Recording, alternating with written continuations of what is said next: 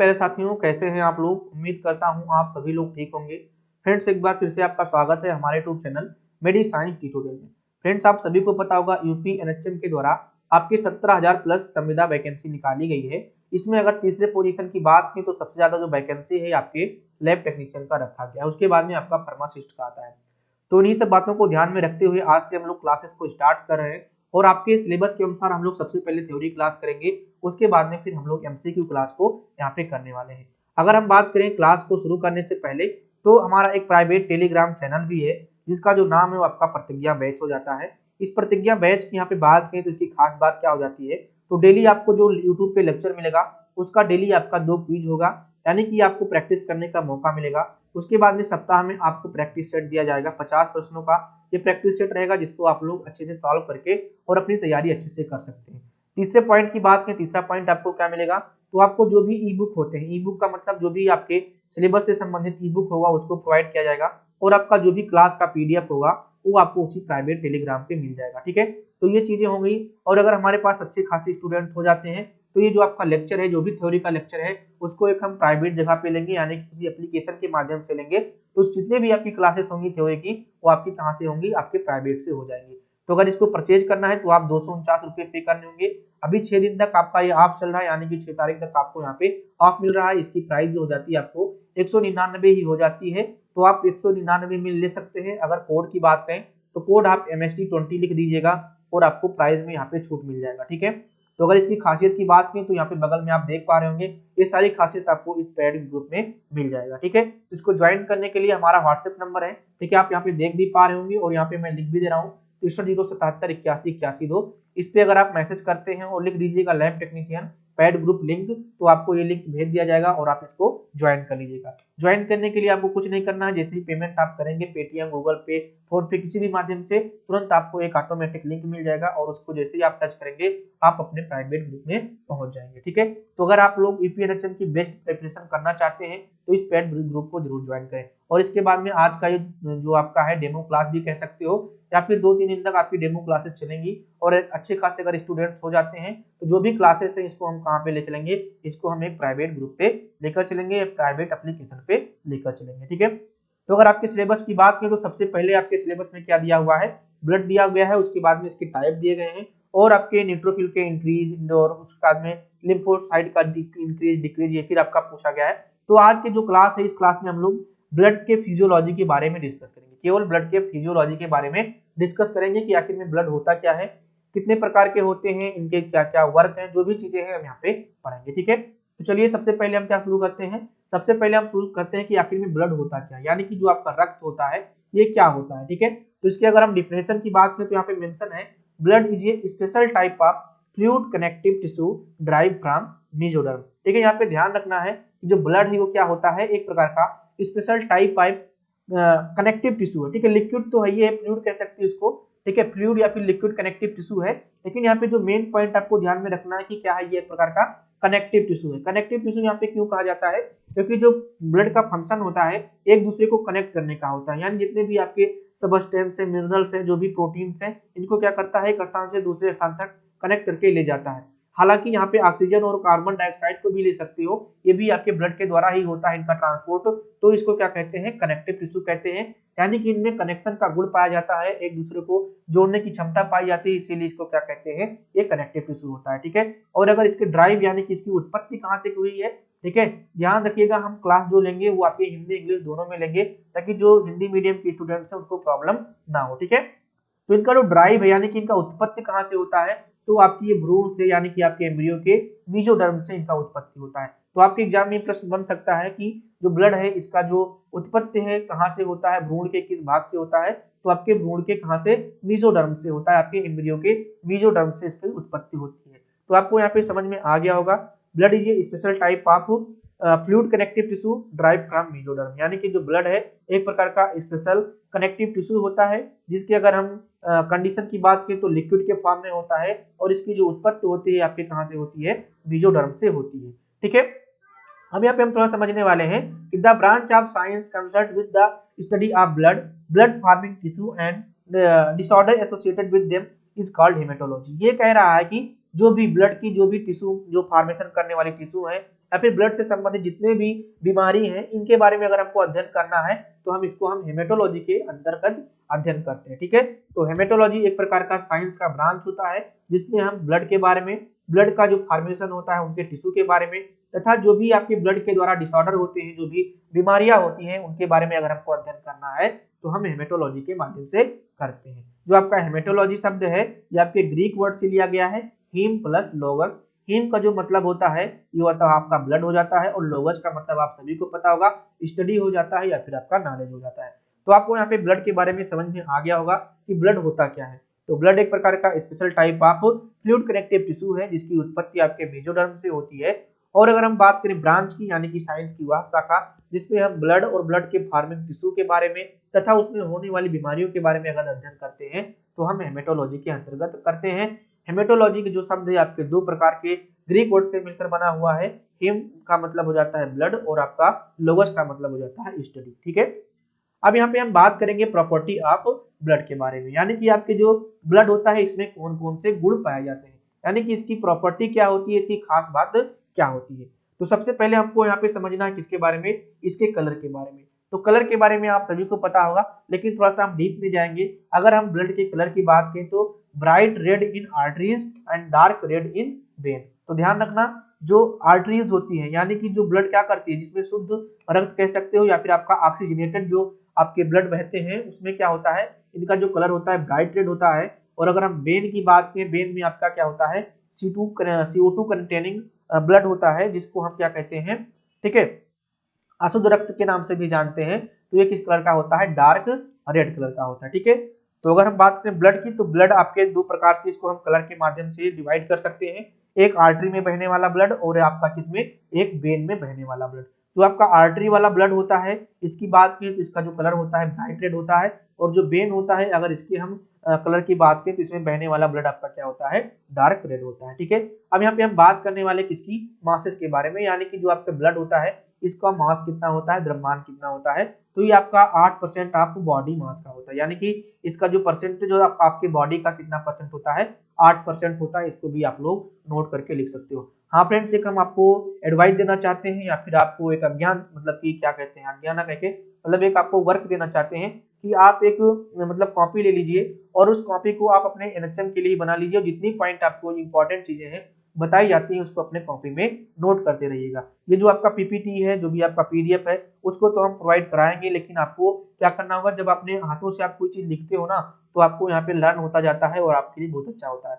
जो ब्लड की अगर मेन प्रॉपर्टी की बात की तो कलर के बाद आपका पीएच होता है। ठीक है, मास उतना इंपॉर्टेंट नहीं होता, लेकिन पीएच बहुत ही इंपॉर्टेंट होता है। आपके एग्जाम में अक्सर पूछा जाता है कि ब्लड का पीएच क्या होता है, तो ये आपका स्लाइटली एल्कलाइन होता है, यानी कि क्या होता है, हल्का क्षारकीय होता है। क्या होता है, हल्का क्षारकीय होता है। ठीक है, तो ध्यान रखना।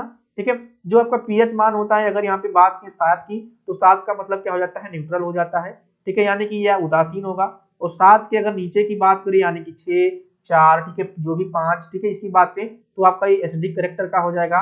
और अगर 7 के ऊपर कोई भी चीजें जो रेंज है वो जा रही है तो आपका क्या हो जाएगा, वो आपका बेसिक हो जाएगा। क्या हो जाएगा, आपका बेसिक हो जाएगा। अब 7 के बाद थोड़ा सा या पॉइंट में है तो उसको हम स्लाइटली यानी कि हल्का एल्कलाइन बोल देते हैं। अगर 7 के थोड़ा सा नीचे है तो उसको हम क्या कहते हैं, स्लाइटली एसिडिक बोल देते हैं। लेकिन जो आपका ब्लड होता है इसका जो प्रॉपर्टी होता है पीएच के रूप में, तो आपका क्या हो जाता है, स्लाइटली एल्कलाइन होता है। अगर एग्जैक्ट मान की बात करें तो पीएच 7.5 से लेकर 7.4 के बीच में होता है। ठीक है, तो अगर हम बात करें ब्लड कैसा होता है तो स्लाइटली एल्कलाइन होता है, और अगर इसके पीएच की बात करें तो 7.35 से लेकर 7.45 तक होता है। ठीक है बच्चे, अब आ जाते हैं इसके टेस्ट पे। टेस्ट क्या होगा, तो जब ये एल्कलाइन है यानी कि क्षारकीय है तो आपको पता हो जाना चाहिए ये साल्टी वाला यानी कि नमकीन टाइप का होगा। ठीक है, नमकीन टाइप का होगा। ठीक है, नमकीन टाइप के इसके स्वाद देखने को मिलेगा। ठीक है, टेम्परेचर की बात करें कितने टेम्परेचर पर स्टेबल रहता है, तो आपका 38 डिग्री सेल्सियस पे यहाँ पे रहता है। फारेनहाइट में आ जाता है आपके एग्जाम में तो आपका यहाँ पे 100.4 फारेनहाइट हो जाता है। ठीक है बच्चे, तो ये आपकी प्रॉपर्टी हो रही है। इसके बाद में विस्कोसिटी की बात करें तो आपका 3 to 4 टाइम मोर, ठीक है, 3 to 4 more time viscous than water, यानी कि अगर हम कंपेयर करें आपके वाटर के तो 3 से 4 टाइम में क्या होता है, विस्कस होता है आपके वाटर के कंपेरिजन में। वॉल्यूम की बात में तो ये भी आपका एक इंपॉर्टेंट पॉइंट हो जाता है प्रॉपर्टी के रूप में। इसका जो एक वॉल्यूम होता है एक सामान जनरल केस में बात करें तो आपका 5 से 6 लीटर हो जाता है। ठीक है, तो यहाँ पे अगर आपके ऑप्शन में 5-6 लीटर आता है और मेल के केस में आता है तो आप इसको क्लिक करिएगा, ठीक है। तो आपका वॉल्यूम क्या हो जाएगा, आपके 5 से 6 लीटर हो जाएगा, ठीक है। प्रॉपर्टी में कलर की बात करें तो ब्राइट रेड आपका आर्टरी में होगा, और अगर बात करें डार्क रेड की तो आपके वेन में होगा, ठीक है। पीएच आपका 7.5 से 7.35 से लेकर 7.45 तक होता है, ठीक है। टेस्ट आपका स्लाइटली होगा यानी कि नमकीन टाइप का होगा। विस्कस आपका 3 से 4 टाइम क्या होता है, 3 से 4 गुना आपका वाटर से क्या होता है, विस्कस होता है। वॉल्यूम की तो अगर बात करें तो 5 से 6 लीटर होता है, ठीक है। तो इतना पॉइंट आपको यहाँ पे क्लियर हो गया होगा।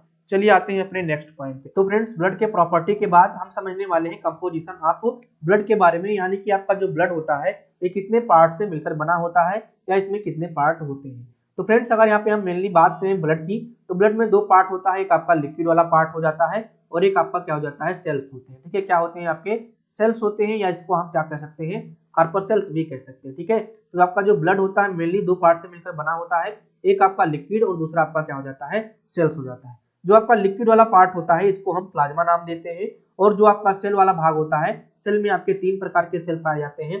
पहला आपका रेड ब्लड सेल, दूसरा आपका WBC यानी कि व्हाइट ब्लड सेल, और तीसरा आपका क्या हो जाता है, यहाँ पे प्लेटलेट हो जाता है, ठीक है। तो यहाँ पे ध्यान रखना, बाद में हम आपको प्लाज्मा और सीरम के बारे में डिफरेंट बताएंगे, ठीक है। प्लाज्मा और सीरम के बारे में एक हम सेपरेट लेक्चर लाएंगे, उसके बारे में आपको समझना होगा, तब आपको प्लाज्मा और सीरम के बारे में डिफरेंशिएशन पता चलेगा।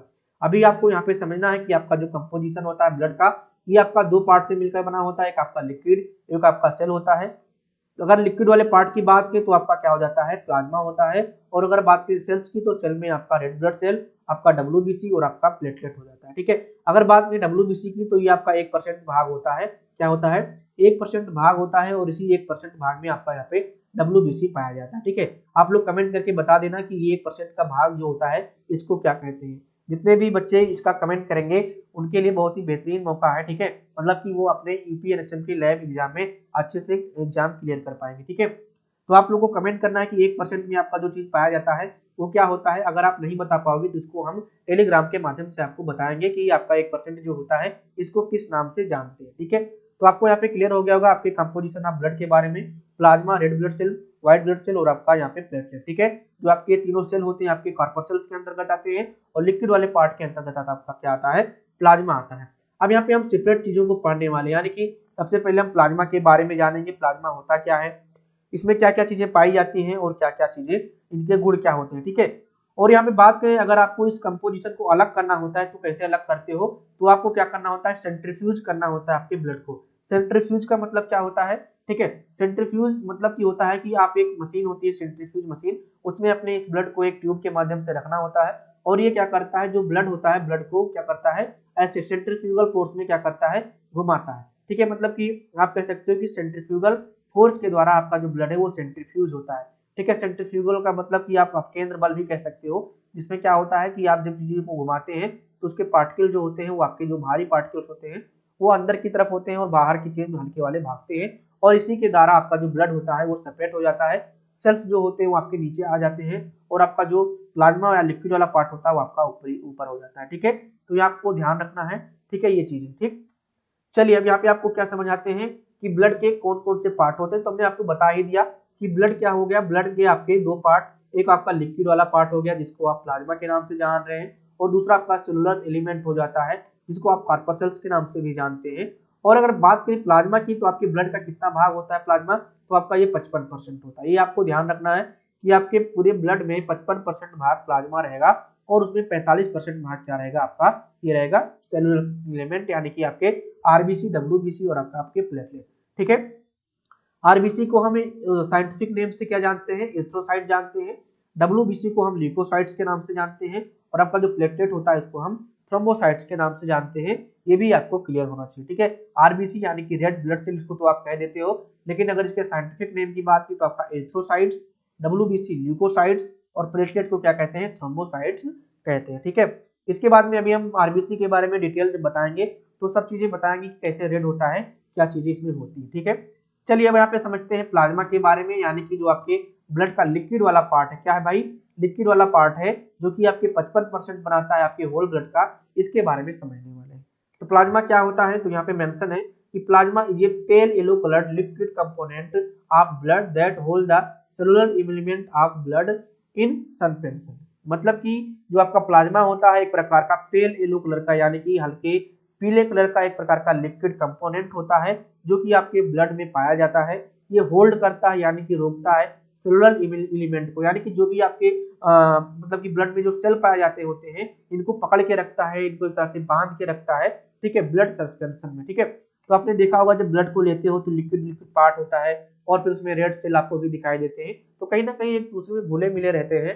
ठीक है, और जब इसको आप सेंट्रीफ्यूज फोर्स के द्वारा क्या करते हो, अलग करते हो, तो आपका जो प्लाज्मा होता है वो आपके ऊपर वाले भाग में आ जाता है और नीचे भाग में आपके सेल्स बैठ जाते हैं। ठीक है, तो जो आपका ऊपर वाला भाग होगा वो आपका पेल येलो कलर का होगा और यही आपका क्या हो जाता है, प्लाज्मा हो जाता है। ठीक है, तो आपको प्लाज्मा के बारे में समझ में आ गया होगा। जो प्लाज्मा होता है पेल येलो कलर का एक प्रकार का लिक्विड कंपोनेंट है जो आपके ब्लड में पाया जाता है, 55% भाग रखता है और यही आपके जो सस्पेंशन होते हैं आपके ब्लड को, ठीक है, जो आपके ब्लड के सेल्स होते हैं इसको बाइंड करके इसको पकड़ के रखता है सस्पेंशन के फॉर्म में। ठीक है, तो इतना पॉइंट आपको क्लियर हो गया होगा। अब यहाँ पे हम बात करेंगे कॉन्स्टिट्यूशन ऑफ प्लाज्मा, यानी कि प्लाज्मा जो हमारा है उसमें क्या केवल पानी भरा होता है, क्या केवल वाटर होता है? तो नहीं बच्चे, आपके जो आपका प्लाज्मा होता है उसमें केवल पानी नहीं होता है, इसमें बहुत सारे आपके कंपोनेंट पाए जाते हैं। यहाँ पे हम बात करते हैं अगर प्लाज्मा में, तो आपका जो 91% होता है, 91.5% ये आपको वाटर होता है यानी कि आपका H2O होता है। ठीक है, लेकिन अगर बात करें प्रोटीन की तो इसमें 7% आपका प्रोटीन भी पाया जाता है। प्रोटीन कितना पाया जाता है आपके प्लाज्मा में? 7% प्रोटीन पाया जाता है। और अगर बात करें 1.5 मतलब कि 1.5% तो आपका अदर सोल्यूशन होता है। ठीक है, तो आपको यहाँ पे प्लाज्मा के बारे में क्लियर हो गया होगा। प्लाज्मा एक प्रकार का लिक्विड कंपोनेंट होता है आपके ब्लड का जो कि 55% भाग बनाता है और इस 55% भाग की प्लाज्मा की बात करें तो इसमें 91.5% आपका वाटर होता है, 7% आपका प्रोटीन होता है और 1% में आपका क्या होता है, अदर सोल्यूशन आते हैं, अदर चीजें आती हैं। ठीक है, उनके बारे में भी बात करते हैं। सबसे पहले अब यहाँ पे बात करेंगे प्रोटीन के बारे में। वाटर के बारे में क्या बताएं? वाटर के बारे में आप सभी को पता होगा कि ये घोलने का काम करता है, किसी चीज को ट्रांसफर करने का काम करता है। तो इसके हम फंक्शन के बाद में बारे में बात करेंगे, तो अभी आपको वाटर के बारे में यहाँ पे समझ में आ जाएगा। सबसे पहले हम समझते हैं कि प्रोटीन में क्या क्या चीजें होती हैं। तो जो 60% में प्रोटीन होता है उसमें आपका एल्ब्यूमिन होता है, ग्लोब्यूलिन होता है और आपका फाइब्रोजन होता है। ठीक है, ग्लोब्यूलिन की बात करें तो ये आपका क्या काम करता है, कहीं ना कहीं आपके इम्यून सिस्टम में काम करता है। किसमें? आपके इम्यून सिस्टम में काम करता है। ठीक है, एल्ब्यूमिन और फाइब्रोनोजन की अगर बात करें तो फाइब्रोजन आपके क्लॉटिंग में काम करेगा, यानी कि किसमें काम करेगा, आपके क्लॉटिंग यानी कि थक्का बनने में काम करेगा। ठीक है बेटा, और अगर बात करें इनके तीनों के सिंथेसिस की, यानी कि इनका निर्माण कहाँ से होता है, कहाँ से इनका निर्माण कहाँ से होता है, तो एल्ब्यूमिन का जो निर्माण होता है आपके लीवर के द्वारा होता है। ठीक है, नोट करके लिख लेना। ग्लोब्यूलिन का जो निर्माण होता है ये भी आपके लीवर के द्वारा होता है और अगर बात करें फाइब्रोजन की तो ये भी आपके लीवर के द्वारा होता है। बस एक पॉइंट ध्यान रखना, जो आपका ग्लोब्यूलिन होता है ये आपके लीवर के साथ साथ आपके लिम्फोइड टिश्यू के द्वारा भी होता है। ठीक है, लीवर के साथ साथ आपके कहाँ पे, लिम्फोइड टिश्यू के द्वारा भी होता है।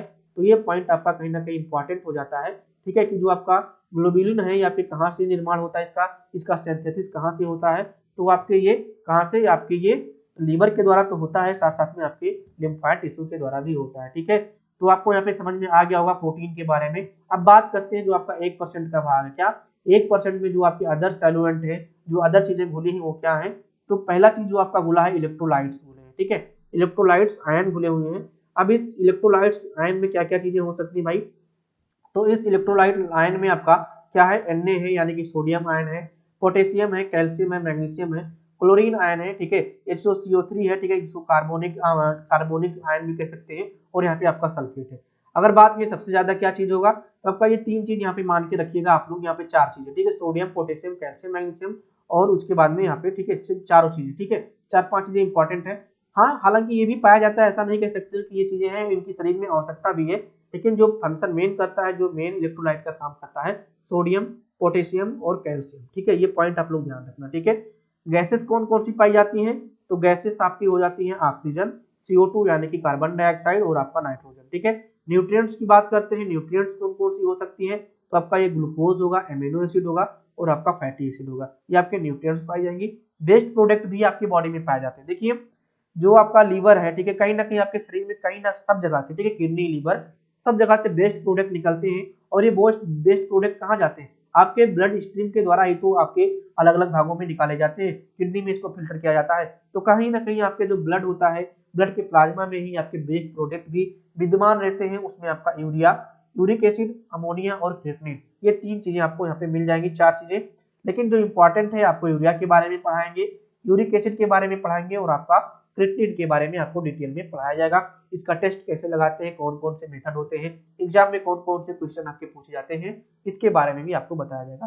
ठीक है, तो आपका जो कॉन्स्टिट्यूट ऑफ प्लाज्मा है इसमें आपको समझना क्या क्या है। इसमें आपको समझना है कि एल्ब्यूमिन, ग्लोब्यूलिन और आपके फाइब्रिनोजन का निर्माण कहाँ पे होता है। तो लीवर और आपका जो ग्लोबिन है ये आपके कहाँ से, लिम्फाइड टिश्यू प्लस लीवर में होता है। ठीक है, ये आपका इंपॉर्टेंट पॉइंट हो जाता है।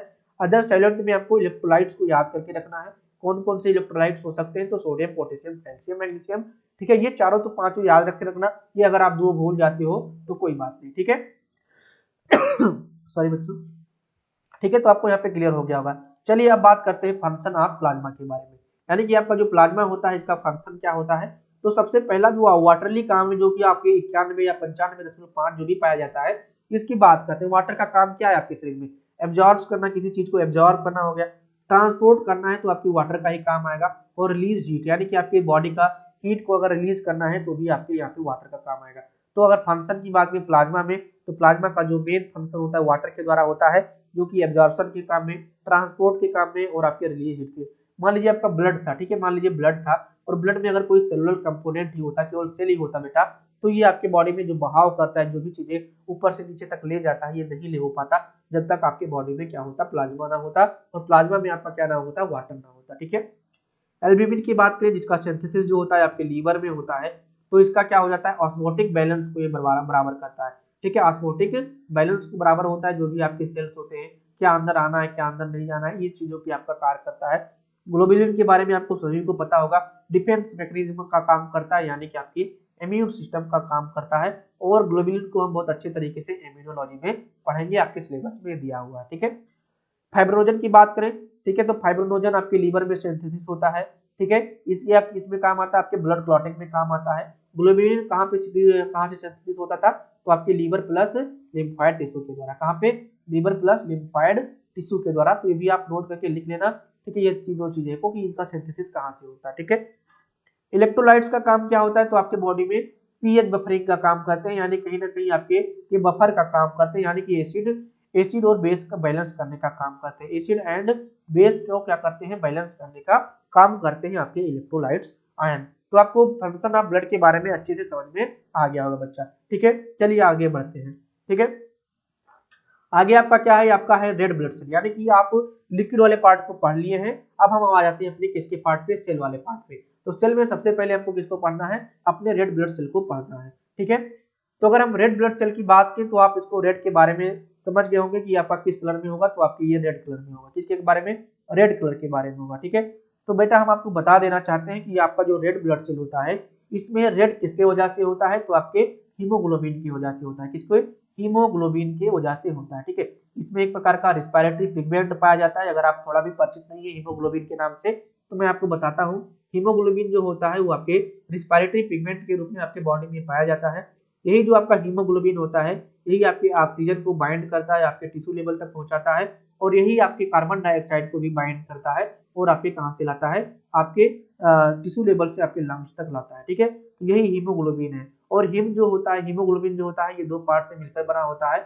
एक आपका हो जाता है हिम और दूसरा हो जाता है आपका क्या, ग्लोबिन। ठीक है, तो आपका जो हिम होता है ये आपके आयरन से मिलकर बना होता है, जिसको फेरस के फॉर्म में पाया जाता है। किसके फॉर्म में, फेरस के फॉर्म में पाया जाता है। और यही जो आपका आयरन होता है, इसी के कारण से आपका जो ब्लड होता है वो आपका क्या होता है, लाल होता है। अगर बात करें रेड ब्लड सेल में, यानी कि आपके आरबीसी में आपका हीमोग्लोबिन पाया कहाँ जाता है, तो आपके अगर समझ रहे हैं ये आपका सेल है, तो इसके इस भाग में आपका क्या पाया जाएगा, आपका यहाँ पे हीमोग्लोबिन पाया जाएगा। ठीक है, तो इसी हीमोग्लोबिन की वजह से आपका जो रेड सेल है वो रेड होता है, इसीलिए हम आरबीसी को रेड कलर के नाम से जानते हैं। ठीक है, शेप की बात करें तो अगर शेप की बात करें तो सर्कुलर, बाइकॉन्केव या फिर नॉन न्यूक्लिएटेड होता है। ध्यान रखना, आपका जो आरबीसी होता है आपका क्या होता है, नॉन न्यूक्लिएटेड होता है। ठीक है, नॉन न्यूक्लिएटेड यानी कि केंद्रक विहीन होता है। क्या होता है बच्चे, केंद्रक विहीन होता है। ठीक है, क्या होता है, केंद्रक विहीन होता है। ठीक है, तो आपका जो आरबीसी होता है केंद्रक विहीन होता है, और ये कैसा होता है, किस शेप में, बाइकॉन्केव के शेप में होता है।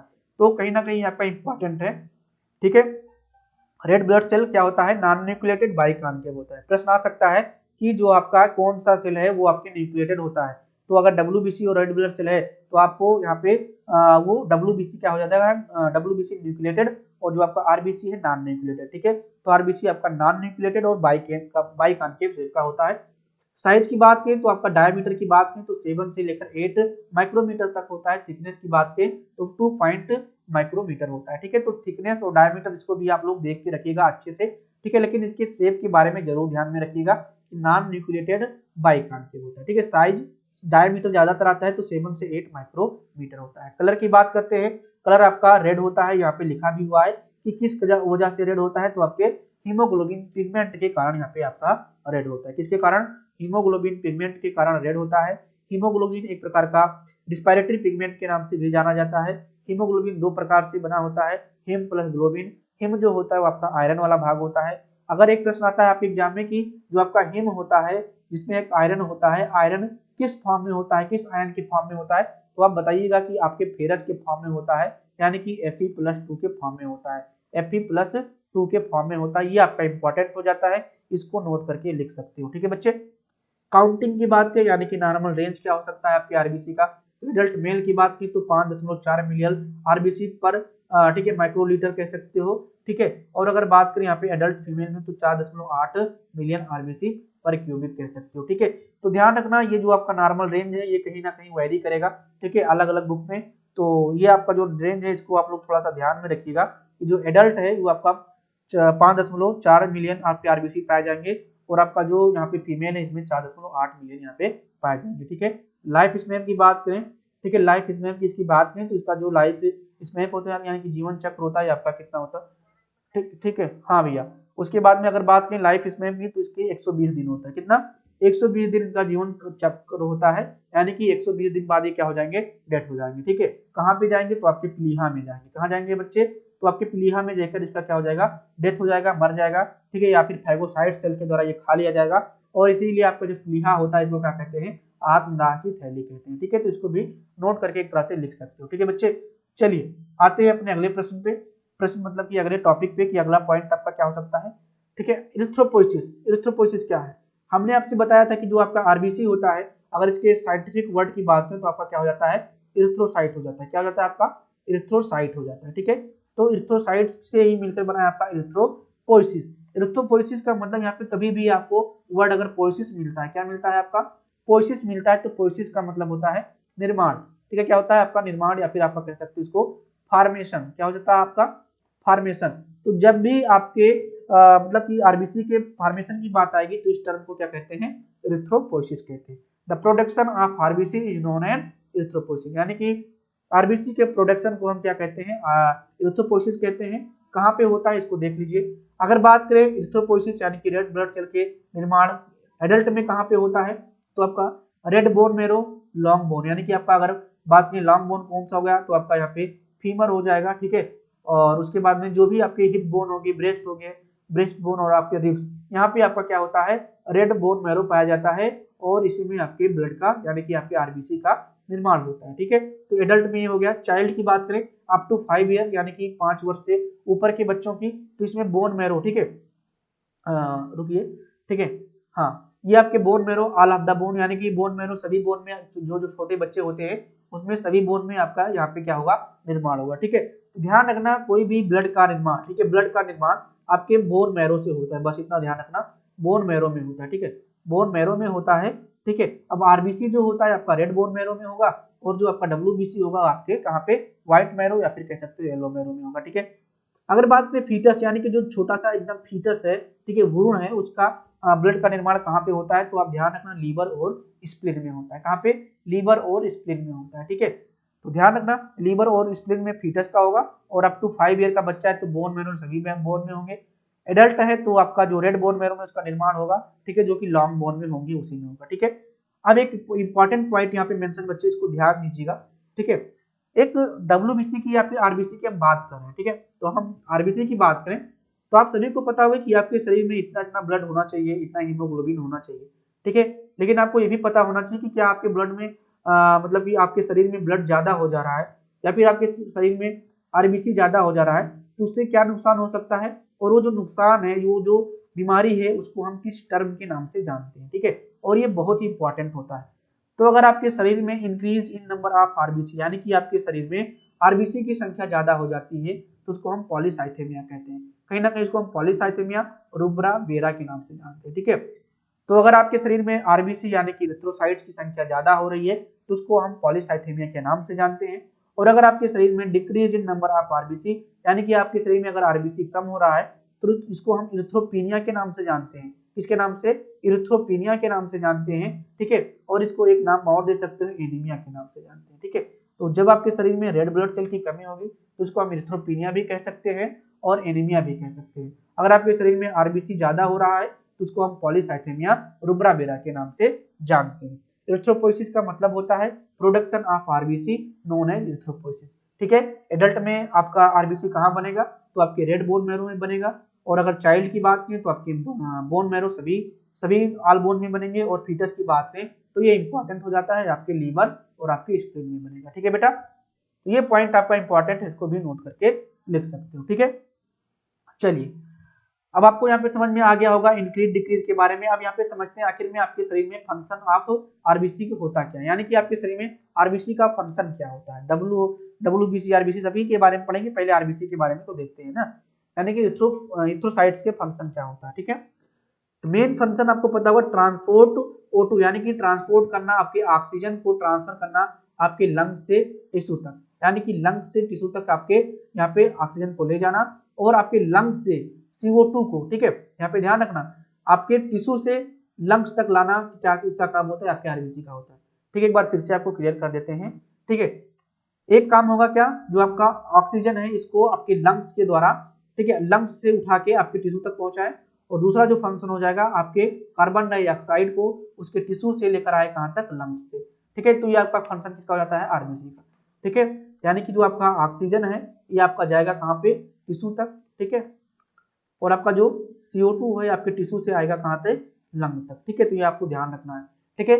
इसमें जो मेन रोल होता है आपके आरबीसी में ये चीजों को करने का, वो आपका हीमोग्लोबिन का ही होता है। किसका?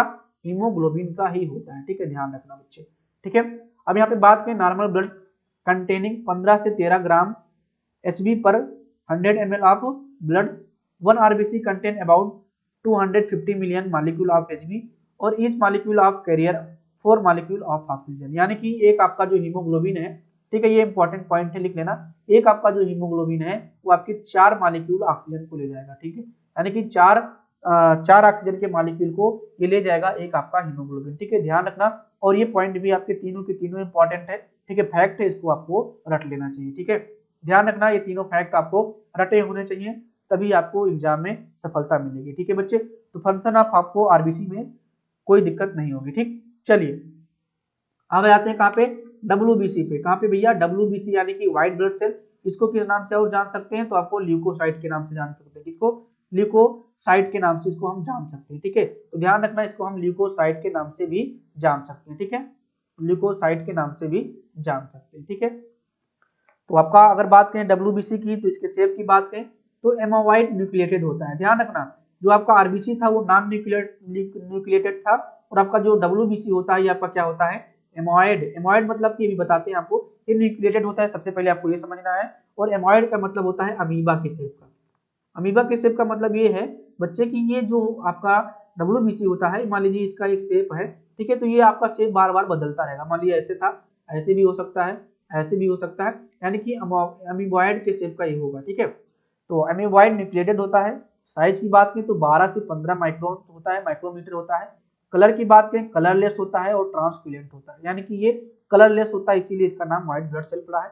काउंटिंग की बात करें तो 5000 से 10000 डब्ल्यूबीसी पर क्यूबिक इसको आप लिख सकते हो, या फिर माइक्रोलीटर लिख सकते हो। अगर बात करें जनरली आप कितना नॉर्मल रेंज देते हो, तो आपको पता होगा कि जो आप टीएलसी देते हो वो आपका 4000 से 11000 पर क्यूबिक होता है, ठीक है, डब्ल्यूबीसी पर क्यूबिक होता है, ठीक है। तो ध्यान रखना, 5000 से 10000 भी सही है और 4000 से 11000 भी सही है, ठीक है।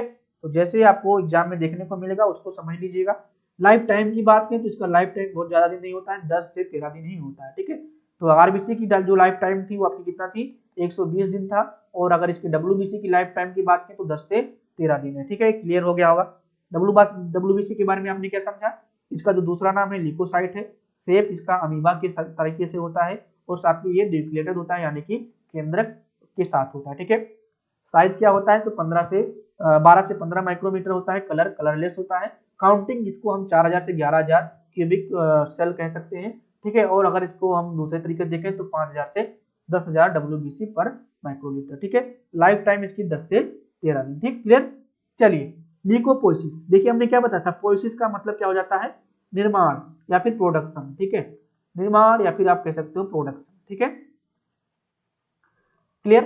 तो प्रोडक्शन हम यहाँ पे लिखा है ल्यूको, ल्यूको मतलब आपका WBC हो गया, यानी कि WBC का प्रोडक्शन हो रहा है तो उसको क्या कहते हैं, ल्यूकोपोइसिस कहते हैं। यहाँ पे मेंशन भी है कि the production of WBC is known as leucopoiesis, यानी कि WBC के प्रोडक्शन को क्या कहते हैं, ल्यूकोपोइसिस कहते हैं। अब इसका निर्माण कैसे होता है तो आपके एडल्ट में अगर बात करें तो आपके लीवर में WBC, स्प्लीन में, टॉन्सिल में और बोन मैरो में, यानी कि जो आपका आरबीसी था केवल कहीं ना कहीं आपके बोन मैरो में ही हो रहा था, ठीक है। जो आपका एरिथ्रोपोइसिस था उसका कहीं ना कहीं जो निर्माण था आपके बोन मैरो में ही हो रहा था, लेकिन आपका जो WBC है इसका निर्माण आपके लीवर में भी, स्प्लीन में भी, टॉन्सिल में भी और आपके बोन मैरो में होगा।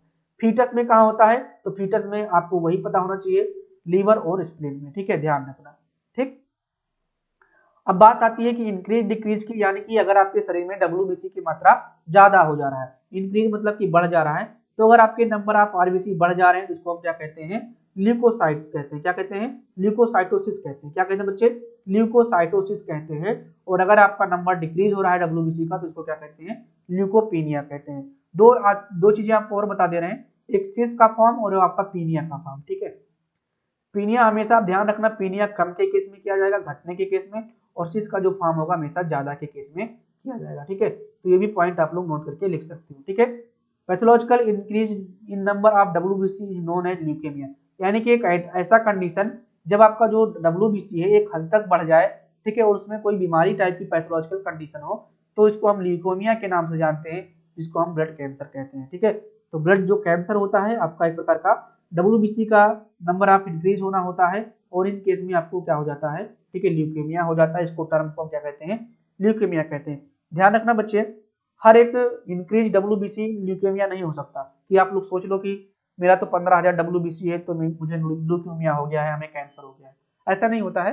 पैथोलॉजिकल कंडीशन और नंबर ऑफ WBC बहुत ज्यादा होता है, ठीक है, जिसमें जो सीरीज का फॉर्मेशन होता है, जो आपके WBC का फॉर्मेशन होता है कहीं ना कहीं वो बहुत ही इरेगुलर हो जाता है, तो उसको हम क्या कहते हैं, ल्यूकेमिया कहते हैं, ठीक है। उसको हम ब्लड कैंसर मानते हैं, ठीक, ध्यान रखना। अब आ जाता है टाइप ऑफ WBC, ठीक है। देखिए आप जब आरबीसी पढ़े तो वहां पे आपने कोई टाइप नहीं दिया, ठीक है, ठीक है, आरबीसी में कोई टाइप नहीं था, सिंपल था, ठीक है। लेकिन यहाँ पे हमें पढ़ना पड़ेगा टाइप ऑफ WBC, यानी कि WBC के प्रकार। जो WBC होता है आपको पता होगा कि ये न्यूक्लिएटेड होता है। क्या होता है आपका, न्यूक्लिएटेड होता है, ठीक है, यानी कि इसमें केंद्रक पाया जाता है। क्या, केंद्रक पाया जाता है, ठीक है। लेकिन एक चीज यहाँ पे जो बांटा गया है इनको, इनको हम किसके बाद किस रूप में बांटे हैं, ग्रेनुलर, ग्रेनुलर और आपका ए ग्रेनुलर, ठीक है। सॉरी बच्चे, जो आपका WBC है यहाँ पे आप देख पा रहे हो लिखा है ग्रेनुलर और आपका ए ग्रेनुलर। ए मतलब क्या होता है आप नहीं भी कह सकते हो, या फिर मतलब यहाँ पे कहते हो विहीन, ठीक है। तो ग्रेनुलर का मतलब होता है ग्रेन्यूल्स, यानी कि जो इसे छोटे छोटे ग्रेन्यूल्स पाए जाते हैं आपके सेल में, अगर ये प्रेजेंट है, ठीक है, तो उसको हम ग्रेनुलर कहेंगे। और अगर आपका यहाँ पे जो मान लीजिए सेल है और सेल में कोई भी ग्रेन्यूल्स नहीं पाए जाते, जैसे सिंपल से सिंपल सा है, तो आपका क्या हो जाता है, ए ग्रेन्यूल में हो जाता है, ठीक है। तो WBC को इसी हम ग्रेन्यूल्स के आधार पर बांटे हैं, जिसमें ग्रेन्यूल्स प्रेजेंट होते हैं उसको हम ग्रेनुलर कहते हैं, और जिसमें नहीं प्रेजेंट होते हैं उसको हम ए ग्रेनुलर कहते हैं। जो ग्रेनुलर होते हैं इनको हम 3 भागों में बांटे हैं, यानी कि जिसमें ग्रेन्यूल्स पाए जाते हैं वो 3 प्रकार के WBC होते हैं, एक आपका न्यूट्रोफिल्स, एक आपका एसिडोफिल और आपका बेसोफिल, ठीक है। जो न्यूट्रोफिल्स होता है आपके पूरे WBC का 62%, एसिडोफिल आपका 2.3%, बेसोफिल आपका 0.4%। अब आ जाते हैं यहाँ पे ए ग्रेनुलर, यानी कि जिसमें ग्रेन्यूल्स नहीं पाए जाते हैं, इनको हम 2 भागों में बांटे हैं, एक लिम्फोसाइट्स और आपका मोनोसाइट। जो लिम्फोसाइट होता है अपने WBC का 30% होता है, और आपका जो मोनोसाइट होता है वो अपने WBC का 5.3% होता है, ठीक है। तो यहाँ पे आपको टाइप ऑफ WBC समझ में आ गया होगा कि हमारा जो WBC होता है वो न्यूक्लिएटेड तो होता है, लेकिन जो उसका साइटोप्लाज्म होता है, इसको हम साइटोप्लाज्म कहते हैं, इसका जो साइटोप्लाज्म होता है ये जिसमें ग्रेन्यूल्स प्रेजेंट होते हैं उनको हम ग्रेनुलर कह देते हैं, और जिसमें ग्रेन्यूल्स नहीं प्रेजेंट होते हैं उसको हम ए ग्रेनुलर कह देते हैं। ग्रेनुलर के आधार पे इसको हम 3 भाग में बांटते हैं, न्यूट्रोफिल, एसिडोफिल और आपका बेसोफिल। और आपका जो ग्रेनुलर होता है इसको हम लिम्फोसाइट्स और मोनोसाइट में बांट देते हैं, ठीक है। अब यहाँ पे हम समझते हैं ग्रेनुलर डब्ल्यूबीसी के बारे में, यानी जिसमें ग्रेन्यूल्स पाए जाते हैं, वो आपके जो 3 प्रकार के डब्ल्यूबीसी हैं उनके बारे में यहाँ पे हम क्लियर करने वाले हैं, उनका क्या फंक्शन है, कैसे उनका निर्माण होता है, साइज वाइज क्या होता है, ठीक है। तो जो पहला था आपका वो आपका क्या था, न्यूट्रोफिल्स के था, क्या था आपका, न्यूट्रोफिल्स था। तो अगर हम न्यूट्रोफिल्स की अपीयरेंस की बात करें यानी कि कैसे दिखाई देता है, तो इसमें 3 लोब पाए जाते हैं, ठीक है। ध्यान रखना, ऐसे मान लीजिए आपका सेल है, ठीक है, इसमें आपके 3 लोब पाए जाएंगे ऐसे ऐसे, ठीक है, 3 से 4 लोब पाए जाएंगे ऐसे ऐसे, ठीक है। और साथ में इसमें ग्रेन्यूल्स फिल होंगे, ठीक है, ध्यान रखना, इसमें ग्रेन्यूल्स क्या होंगे, आपके फिल होंगे, ठीक है। तो अगर बात करें अपीयरेंस की, तो हमने बताया कुछ इस तरह से दिखेंगे। और यहाँ पे लिखा है न्यूक्लियस होगा, न्यूक्लियस जो होगा आपके 3 से 4 लोब का होगा। स्टेन विथ न्यूट्रल स्टेन, यानी कि इसका जो स्टेनिंग करेंगे, अगर इसको हम रंगेंगे तो आपके न्यूट्रल स्टेन से स्टेन होगा, जिसमें आपका हीमोटॉक्सिल स्टेन को ये लेगा, ठीक है। स्टेनिंग की बात करेंगे, ठीक है, अच्छे से स्टेनिंग की बात करेंगे, यहाँ पे आपको बस समझ लेना है, ठीक है, बस, ठीक है। फंक्शन की बात करें, डब्ल्यूबीसी का फंक्शन क्या होता है, तो कहीं ना कहीं जो आपके पूरे डब्ल्यूबीसी होते हैं ये आपके इम्यून सिस्टम में और फाइटिंग के काम में आते हैं। तो आपका जो न्यूट्रोफिल होता है, अगर इसके फंक्शन की बात करें, तो डिस्ट्रॉय बैक्टीरिया बाई फैगोसाइटोसिस, यानी कि जो आपका बैक्टीरिया होते हैं आपके शरीर में, जो फॉरेन बैक्टीरिया आते हैं उनको हम फैगोसाइटोसिस के द्वारा मार देते हैं। ये काम किसका होता है, आपके न्यूट्रोफिल का होता है, ठीक है। इसका जो प्रोडक्शन है वो कहाँ पे होता है, तो आपका बोन मैरो के द्वारा होता है, ठीक है। दूसरे ग्रेनुलर की बात करते हैं, दूसरा आपका जो टाइप हो जाता है ग्रेनुलर का, वो आपका एसिडोफिल होता है, जिसको हम स्नोफिल के नाम से ज्यादातर जानते हैं, ठीक है। तो जो जनरल नेम है आपका स्नोफिल हो जाता है, और इसको हम एसिडोफिल के नाम से भी जानते हैं। एसिडोफिल क्यों कहते हैं, क्योंकि ये एसिडिक स्टेन के द्वारा क्या होता है, स्टेन होता है, एसिडिक स्टेन के द्वारा स्टेन होता है, इसीलिए इसको हम क्या कहते हैं, एसिडोफिल के नाम से जानते हैं, ठीक है। इसमें अगर हम न्यूक्लियस की बात करें, तो इसमें भी 2 लोब होते हैं, यहाँ पे देख भी पा रहे होंगे, एक लोब ये है और एक आपका 2 लोब है, ऐसे आपकी बना हुआ, ठीक है। इसमें जो स्टेन होता है आपके एसिडिक स्टेन होगा, यानी कि एसिड डाई के द्वारा स्टेन होगा, इसको हम यूसिन नाम देते हैं, ठीक है। देखिए आपका जो स्टेनिंग होता है 2 प्रकार से होता है, एक बेसिक स्टेन होता है, एक आपका क्या होता है, एसिडिक स्टेन होता है। बेसिक स्टेन में आपका हेमोटॉक्सिलिन आ जाता है और आपके एसिडिक में आपका यूसिन आ जाता है, ठीक है। और अगर दोनों को मिला देते हैं तो आपका क्या बन जाता है, न्यूट्रल बन जाता है, ठीक है, जिसको आप लिसमन स्टेन के नाम से भी जानते हैं, ठीक। तो बेसोफिल के बारे में यहाँ पे, सॉरी, स्नोफिल के बारे में आपको समझ में आ गया होगा, ठीक है। ये आपका इस प्रकार से दिखेगा। और एक पॉइंट और ध्यान रखना, जो आपके ग्रेन्यूल्स होते हैं इसमें कुछ ज्यादा ही डॉटेड देखने को मिलेंगे, ठीक है। यहाँ पे आप देख भी पा रहे होंगे जो ग्रेन्यूल्स एकदम भरे भरे से दिखाई दे रहे हैं, ठीक है। अगर बात करें इसके फंक्शन की, तो इसका फंक्शन क्या है, combat the effect of histamine in allergic reaction, यानी कि यहाँ पे हिस्टामिन का श्रावण होगा आपके बेसोफिल के द्वारा, और कहीं ना कहीं आपके एसिडोफिल भी कह सकते हो, ठीक है। तो यही जो आपका हिस्टामिन का श्रावण होगा, ठीक है, ये आपका क्या करेगा, ये आपके जो भी बैक्टीरिया हैं इनको क्या करेगा, एलर्जिक रिएक्शन भी हो सकता है, तो एलर्जिक रिएक्शन में इनको क्या करेगा, ये लड़ाई का काम करेगा, फाइट का काम करेगा, ठीक है। मान लीजिए आपको खुजली हो रही है और आपकी खुजली हो रही है, तो आपको वहाँ पे हिस्टामिन का रिलीजेशन होता है, ठीक है, उसको रोकता है, ठीक है, ध्यान रखना। और अगर नहीं होता है तो आप लोग क्या लेते हो, आप लोग यहाँ पे सिट्रीजिन वगैरह खाते हो, तो उसमें भी आपका एंटी हिस्टामिन पाया जाता है, ठीक है। तो अगर आपके शरीर में हिस्टामिन ज्यादा सिक्रेट हो रहा है, तो वो आपका क्या करेगा, एलर्जिक रिएक्शन को कॉज करेगा। इन केस में उसको कम करने के लिए हम एंटी हिस्टामिन लेते हैं, ठीक है। तो लो क्वेश्चन जो है आपका, ये बोन मैरो से इसका फॉर्मेशन होता है, ठीक है। बेसोफिल को ध्यान रखना, बेसोफिल क्या है, इसमें अगर बात करें न्यूक्लिएटेड विथ इंडिस्टिक लोब्स, यानी कि कई सारे लोब आपको ऐसे छिपे हुए टाइप के दिखाई देंगे, ठीक है। तो ये भी आपका क्या हो जाता है, बेसोफिल हो जाता है, ठीक है।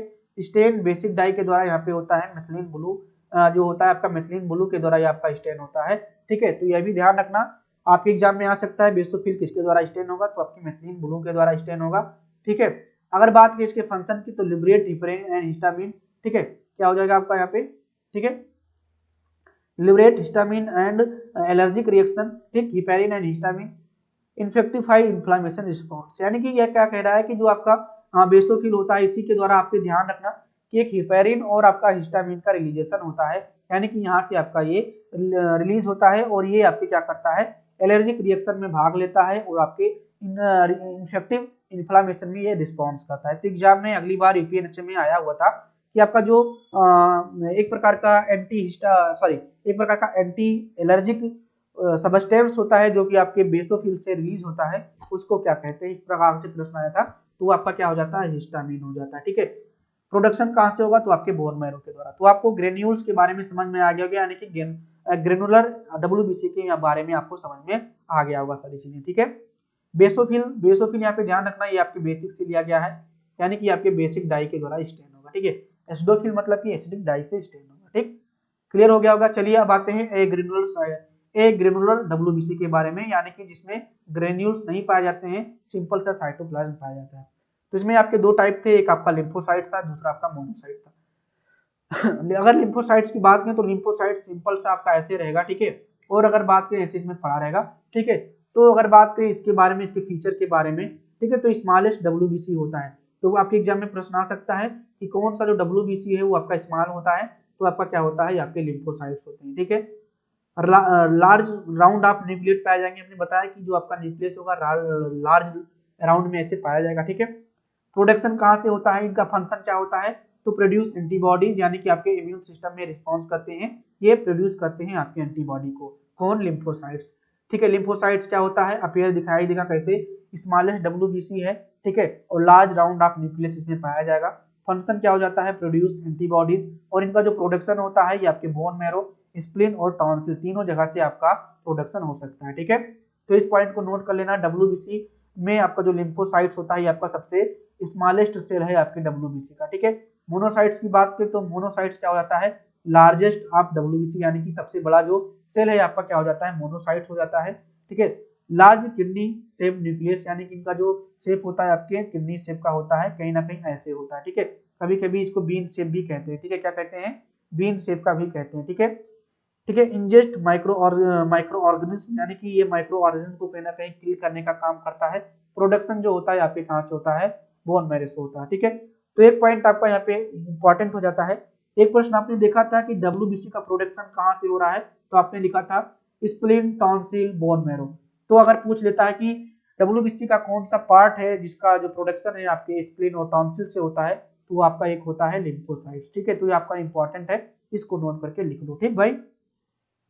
चलिए अब तीसरे प्रकार के सेल्स की बात करते हैं। हमने सबसे पहले आरबीसी के बारे में पढ़ा ही, उसके बारे में डब्ल्यूबीसी के बारे में पढ़ा, इसके बाद में हम लोग यहाँ पे प्लेटलेट के बारे में। प्लेटलेट का दूसरा नाम क्या हो जाता है, थ्रोम्बोसाइट्स, क्या हो जाता है आपका, थ्रोम्बोसाइट हो जाता है, ठीक है, थ्रोम्बोसाइट हो जाता है, ठीक है। अगर इसके शेप की बात करें तो सर्कुलर बाइकॉनकेव नॉन न्यूक्लिएटेड, यानी कि ये भी न्यूक्लिएटेड नहीं होता है, लेकिन ये सर्कुलर बाइकॉनकेव होता है। साइज की बात करें तो 2 से 4 माइक्रोमीटर होता है। काउंटिंग की बात करें तो आप सभी को पता होगा 1.5 लाख से 4 लाख प्लेटलेट माइक्रोलीटर या फिर आप क्यूबिक सेल कह सकते हो, ठीक है। लाइफ टाइम इसका क्या होता है, तो आपके 5 से 9 दिन होता है। और फंक्शन क्या होता है, तो आपके ब्लड क्लॉटिंग में ये काम करते हैं, ठीक है। तो फंक्शन की बात करें, प्लेटलेट का फंक्शन क्या होगा, तो आपके ब्लड क्लॉटिंग में काम आएगा। लाइफ टाइम 5 से 9 दिन होता है। काउंटिंग 1.5 लाख से 4 लाख के बीच होता है।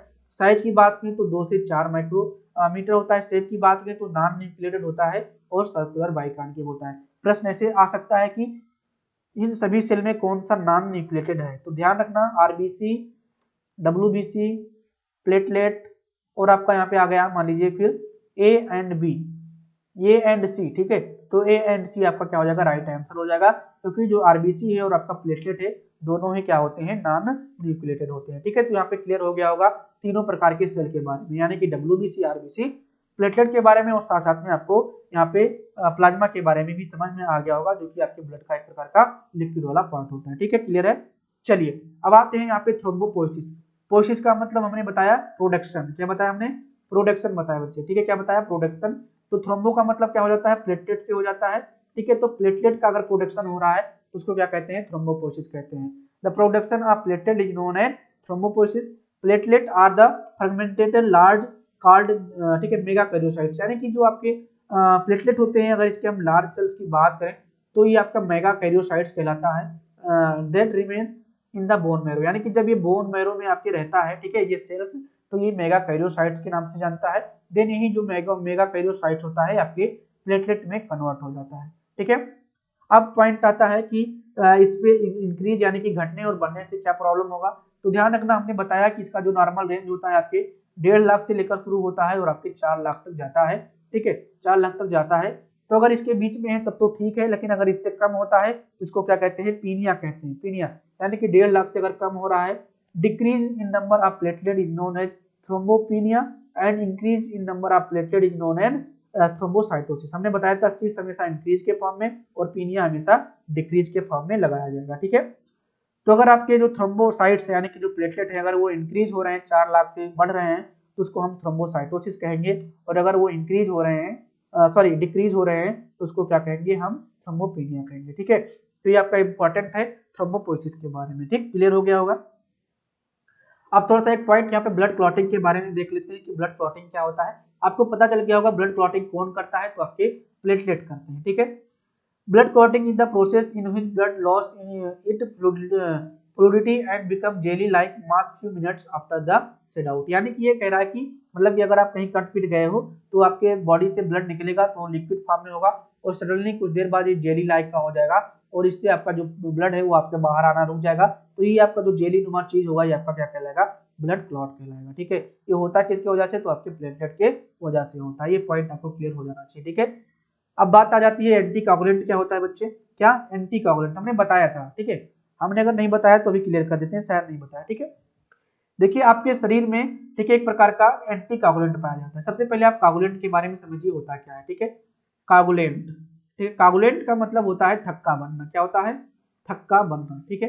अब आपके प्रश्न बनना चाहिए आपके मन में कि सर मान लीजिए कि हम कट गए और हमारे शरीर से बाहर खून निकलने लगा तो थक्का बन गया, ठीक है, क्लियर है बच्चे। लेकिन सर हमारे बॉडी के अंदर भी तो थक्का नहीं बनता है, हमारे बॉडी में ब्लड बह रहा होता है, क्यों थक्का नहीं बनता है, क्योंकि बेटा वहां पे एक प्रकार का एंटी कोगुलेंट पदार्थ पाया जाता है। एंटी कोगुलेंट का मतलब हो जाता है, एंटी मतलब क्या हो जाता है, प्रति, प्रति यानी कि थक्का बनने से रोकने वाला पदार्थ पाया जाता है और इसी की वजह से आपके शरीर के अंदर क्या होता है, क्लॉट नहीं होता है, ठीक है।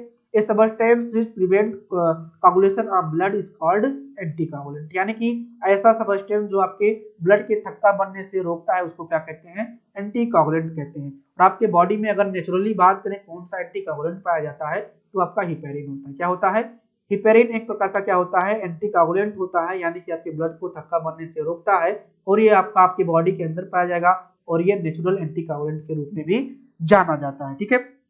अब बात आती है कि सर मान लीजिए ठीक है, कभी कभी अब हम जब ब्लड को टेस्ट लगाने जाते हैं तो कहते हैं कि ब्लड निकालिए और ब्लड उसको लेते हैं तो वो लिक्विड के फॉर्म में नहीं होता, मतलब कि लिक्विड के फॉर्म में रहता है लेकिन उसका थक्का नहीं बनता है, तो ऐसा क्यों होता है। तो बेटा वो एक प्रकार का आर्टिफिशियल आर्टिफिशियल क्या कह सकते हो, आर्टिफिशियल एंटीकोगुलेंट होता है। क्या होता है, आर्टिफिशियल एंटीकोगुलेंट होता है जिसको उस ट्यूब में डाल देते हैं, उस ट्यूब में डाल देते हैं और उस ट्यूब का जब पड़ा रहता है तो जब भी उस ट्यूब में आप ब्लड को फिल करते हैं तो उसका थक्का नहीं बनता, ठीक है। तो इस प्रकार के जो एंटीकोगुलेंट होते हैं एडीटीए, डाइसोडियम, ठीक है, ट्राइसोडियम, ये सब आते हैं, ठीक है। इसके बारे में हम डिटेल करेंगे, ठीक है। तो आपको एंटीकोगुलेंट के बारे में समझ में आ गया होगा कि एंटीकोगुलेंट होता क्या है। एंटीकोगुलेंट एक प्रकार का सबस्टेंस होता है जो आपके ब्लड को थक्का बनने से रोकता है और आपके शरीर में जो थक्का बनने से रोकने वाला पदार्थ है वो आपका हिपेरिन है।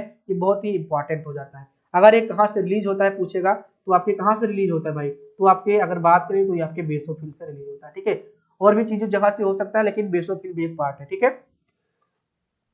A blood clot is easily result can be thrombopoiesis clotting, यानी कि जब अगर आपका जो ब्लड है वो आपका क्लॉट हो जाता है तो इसको क्या कहते हैं, थ्रोम्बोपोइसिस कहते हैं, ठीक है। थ्रोम्बोसिस कहते हैं, थ्रोम्बोपोइसिस नहीं थ्रोम्बोसिस कहते हैं, ठीक है। अगर आपके यहाँ पे ब्लड क्या हो गया है, क्लॉट नहीं हो रहा है, मतलब कि आपके अंदर ही सॉरी देखिए ब्लड अगर निकल कट के बाहर आपके क्लॉट हो गया तो थ्रोम्बोसिस कहलाएगा, ये सही है। लेकिन आपके बॉडी में, ठीक है, आपके बॉडी में क्या हो गया, अंदर ही अंदर क्या हो गया है, क्लॉट हो गया। मान लीजिए आपका सेल है, ये आपका वेन है और वेन में ही आपके क्लॉट हो गया है तो ये क्या कहलाता है, हेमरेज कहलाता है, ठीक है। क्या कहलाता है, हेमरेज कहलाता है, इसका आपको ध्यान रखना है, ठीक है।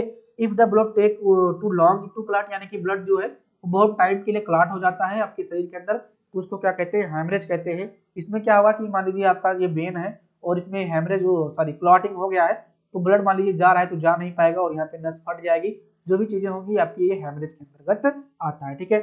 तो फ्रेंड्स आपको यहाँ पे सारी चीजें समझ में आ गई होंगी, ठीक है। हमने सारी चीजें बता दिया है, जो भी आपको अगर समझ में नहीं आया तो उसको एक बार देख लीजिएगा। ब्लड के बारे में जो इंपॉर्टेंट पॉइंट है उसको बता दे रहे हैं।